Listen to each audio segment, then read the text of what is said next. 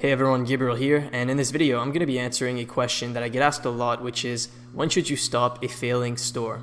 Now, because my strategy is to focus on one product that is proven to sell and essentially force it to work, this is a question that I get asked a lot, rightfully so, because a lot of people, they go all in into one product and it just doesn't work out, and then they've spent like $500 and they start panicking. They're like, should I start another store? Should I keep going? What should I do? And that's a valid question, and so I'm going to be trying my best to answer that question in this video. So without further ado, let's get right into the content. So first off, I'm going to give you the short and simple answer, which is basically you should stop a store when you've run out of things to test and you've yet to achieve a break-even return on ad spend. So when you've tested really everything that you feel like you can test and you're still below your break-even return on ad spend, that's when I would say, quit that store and then start testing something else. And I'm going to go into that a lot more in depth. I mean, that's the whole point of this video. Now, another thing, just before we get into the in-depth stuff, is for this strategy, you need to pick a product that is proven to sell. That is the whole foundation of this strategy. And if you don't have that right, then you're just going to be wasting money, right? The whole point of this strategy is that this product is proven to work. You just need to figure out how to make it work for you. And so that's why you can go all in and really test heavily. Now, if you pick a product that you just think is cool but isn't proven to sell, then that's when you could really start wasting a lot of money testing that product. And so I have another video on my channel. I think it's called How to Launch a Dropshipping Product, and I go into this a lot more on how you can actually verify that a product is proven to sell. So yeah, now that I got that out of the way, let's get into the more in-depth stuff. So to make things simpler to understand, I just laid out my minimal testing framework. So essentially what that means is this is the minimum amount of testing that I usually do for a product that I would start testing. So right off the bat, I would test 3 creatives with different scroll stoppers, so different leading clips of the video. And so I would test that right off the bat. Now you can also test ad copies and thumbnails. Thumbnails are also very important, and then ad copy can also make all the difference, right? So these are all things that you should really be testing if you know that a product is working and you're just trying to figure out what you need to do to make it work for you. So just with those first tests, you're looking at 3 to 9 ad sets, test ad sets. Now, lookalike audiences, this is another thing that I'll start testing as soon as possible. So, I'll test 95% video viewers right off the bat, and as soon as I start getting more data to test other lookalike audiences, I'll test those as well. And so in general, for each product, I'll test at least 3 types of lookalike audiences. Now, I say at least because it's usually I'll test a lot more than just 3. I'll test, as many as I can.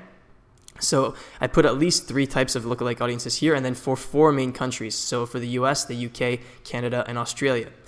And so that, just with the lookalike audience test, you're looking at 3 times 4 times 3. So 3 types of countries, 3 types of lookalike audiences, 4 countries, and then 3 segments, 1%, 1 to 2%, 2 to 5%.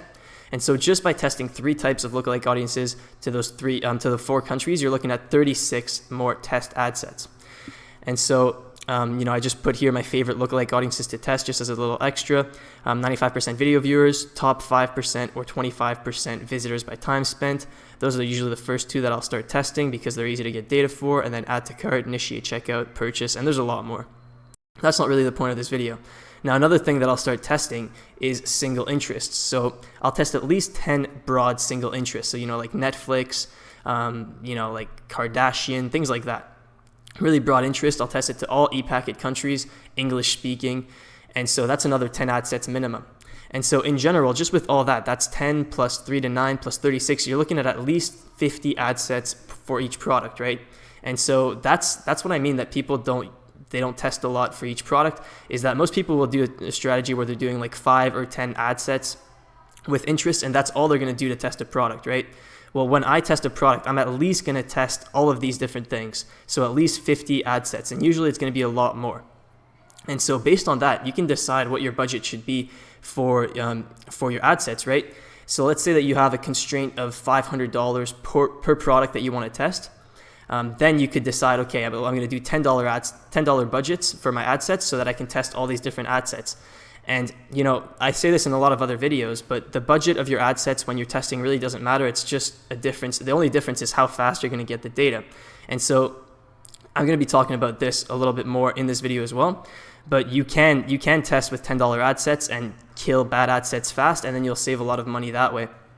And so that's what you can do if you have a limited budget. And if you don't, you can just do a bunch of $50 ad sets. That's what I like to do to get data as fast as possible. Now, I also want to talk about how you can troubleshoot and optimize your campaigns as you're doing this to really, give yourself the best chance to succeed with a given product. So the first thing you need to know is your numbers. You really need to know what your break-even cost per purchase and return on ad spend is. And so I laid out a quick example here just with arbitrary numbers, just for those of you who don't know how to do this. So let's say that you have a $25 selling price for a certain product, right? So $25 selling price, and that product costs you $6 shipped.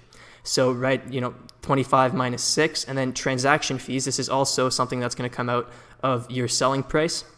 So, if you're with the regular Shopify plan, it's 2.7% plus 30 cents.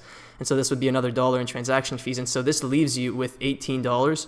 So that's your margin. And that's, if you spend all of your margin, all of your profits on ads, then you're breaking even. And so that's where the idea of a break-even cost per purchase comes from. Now, in reality, you can add, you can take off another 50 cents to this because a small percentage, very small, like 1% or less, will go to other things like VAs and things like that. But this is a good estimation. And then based on that, you can also calculate your break-even return on ad spend. So you can take the selling price over your break-even, and then that gives you your break-even return on ad spend. Now, once again, this is simplified. And both of these are quite simplified because it doesn't take into account the average order value aspect of things. But it's still, it's good enough. It's by far good enough to start optimizing with these numbers. So you just want to have these numbers down. You need to know them by heart for your store. So as you start testing all of these different audiences, so you're testing single interest, you're testing lookalike audiences, right off the bat, you can tell whether or not a campaign has potential. So after you've spent about 3 to 5x your break-even cost per purchase, so in the example where the cost per purchase is $18, like that last example, if you've spent like $80, let's say, on your campaigns, and you see that you don't have even one sale, right away you should know that campaign doesn't have potential, right? If you're optimizing for purchases. And so you should just turn off those campaigns, pause them, and then figure out where the drop-off is happening. Figure out what's wrong with your campaign. Don't just keep spending money on the same campaigns that are clearly not working, right? And so this is like a general use that the 3 to 5x your break-even cost per purchase, because sometimes, it'll have a slow start, and then you'll start getting a few sales, and then you just need to kill the bad ad sets, right? And then your return on ad spend is going to keep going up. But realistically, if you've spent 3 to 5 times your break-even cost per purchase, if your funnel was decent at all, you should have at least one sale out of randomness from one of those ad sets. And so if you don't have any sales, then just pause your campaigns, figure out where the drop-off is happening. So I wrote here, for example, if no one's clicking on your ad, your problem is that you're not getting enough clicks, right? So then figure out how, test new creatives, make better ads so that people actually click and visit your website. If no one's adding to cart on your website, work on your product page, right? If that's the problem, that you're getting a ton of clicks, but no one's adding to cart, then work on your product page, make it better. And so in my experience, the usual suspect is low quality ads. Out of the majority of the cases that I see where someone's product isn't doing well, the fix is usually just they need a better ad. And so that's the usual suspect, and that's assuming that you've picked a proven product, right? The biggest mistake I see beginners make is they pick the wrong products.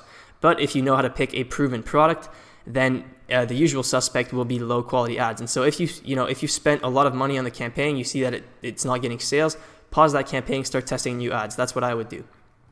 Now, if you are at the point where you've spent 3 to 5x your cost per purchase and you are getting a few sales, now by no means do you have to be profitable. If you have a return on ad spend of 0.2, 0.4, that's fine. At that point, that's when you should start focusing in on what works, start really optimizing your campaigns. And that's what I'm going to be talking about a little bit here. So for your ad sets, you should have a clear pass-fail criteria.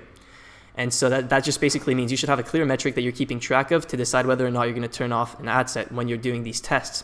And so if you're testing with higher budget ad sets, which is what I talk about in a lot of my videos, and so this is the strategy that you've seen me talk about already, you can use your break-even return on ad spend. So basically you can pause anything below your break-even return on ad spend.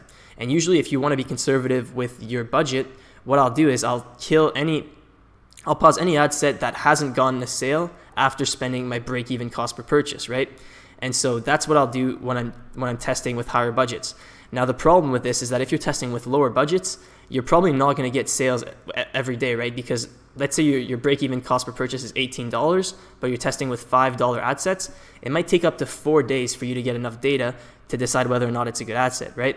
And so in that case, with smaller budgets, what you can do is you can use your break-even cost per ad to cart as your main metric to help you make decisions faster. And so basically what you'll do is you'll pause any ad set that's spent your break-even cost per add to cart amount without getting any add to carts, right? And so this just lets you kill ad sets a lot faster with the same kind of principle. And so in this slide here, I actually show you how you can go about calculating your break-even cost per add to cart. And it's not that complicated. So I'm just going back with the example of the 18 break-even cost per purchase, $18 break-even cost per purchase. If you wanted to convert that to your break-even cost per add to cart, the first thing you need to do is calculate the conversion rate from add to cart to purchase. So this is just a screenshot from one of my stores, and to show you the conversion rate from add to cart to purchase. So add to cart had a 15% conversion rate, and then purchases had a 6.91 conversion rate. So to calculate the conversion rate from add to cart to purchase, you can just take the 6.91 over the 15.03, and that gives you a 46% conversion rate from add to cart to purchase. Now all you need to do is you need to take that ratio and apply it to the break-even cost per purchase. So with an $18 break-even cost per purchase times 46%, the estimated break-even cost per add to cart is $8.29.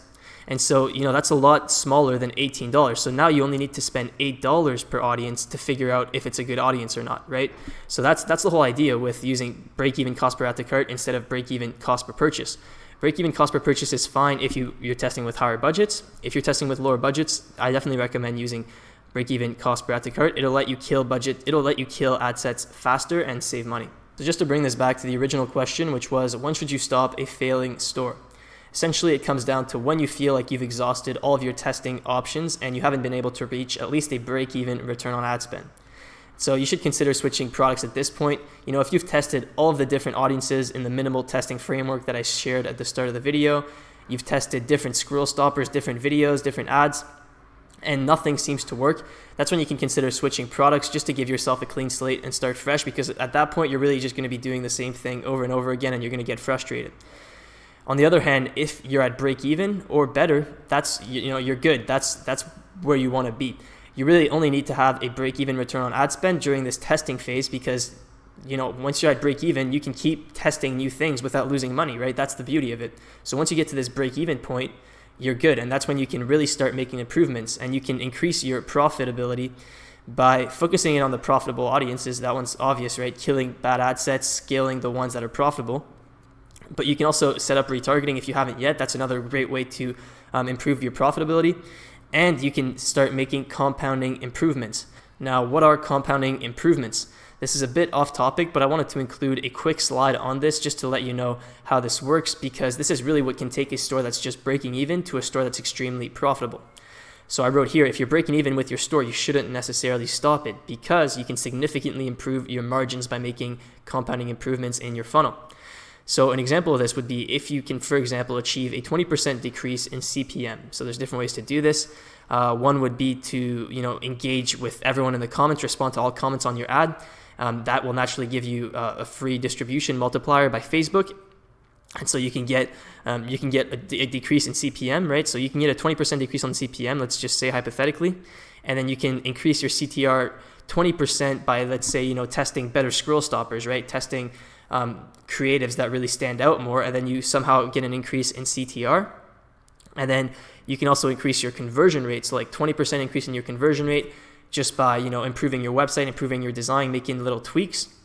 And then you also improve your average order value by testing new upsells, testing bundles, buy one get one offers, things like that. Improve your average order value. So let's say that you can make these 4 different 20% improvements to your funnel. It doesn't add up to just 80% overall improvement. It'll add up to 116% improvement in your return on ad spend, which is absolutely crazy. And so in other words, you can more than double your return on ad spend. So let's say you have a 2x return on ad spend. Your return on ad spend could go to 4.32. So more than double your return on ad spend by just making 4 different 20% improvements on your funnel. So that's what you need to do once you're breaking even. You need to start taking each improvement one step at a time. So focus on how you can lower your CPM. Do everything you can to lower your CPM. Once you've got your CPM as low as possible, focus on increasing your CTR, your click-through rate. Once you've got that up, focus on increasing your conversion rate. Once you've got that up, focusing on increasing your average order value. All these little tweaks will compound. And there's more tweaks that you can make. These are just some obvious ones. But that's really what compounding improvements is all about. And this can really take a store from being unprofitable to extremely profitable. All right, everyone, so that was my take on when you should stop a failing store. I hope it was useful. Unfortunately, this isn't really an easy question to answer. There's no straight answer on exactly when you should stop a failing store. It really comes down to decision making and to how much you're willing to test. But I still hope that this video was valuable, and if it was, please make sure to leave a like and subscribe. I really appreciate it, and it helps out the channel. And also, if you haven't yet, make sure to join the Ecom Mastermind group on Facebook. It's a mastermind group for this channel. We're up almost at 20,000 members now. Extremely active, extremely valuable community to be a part of. And last thing, if you haven't checked it out yet, my case study course dropped about a week ago, and I haven't really talked about it much on this channel yet. So if you haven't checked that out, make sure to check that out. I reveal my most successful one product store to date, and I show you exactly how I did it. I take you behind the scenes. I show you how I started the ads, scaled them, really ran the operations, anything that you would want to know about running a successful one product store. So if you haven't checked that out, make sure to check that out. The link's going to be in the description. And on that note, I really appreciate you guys watching this video, and I'll see you next time.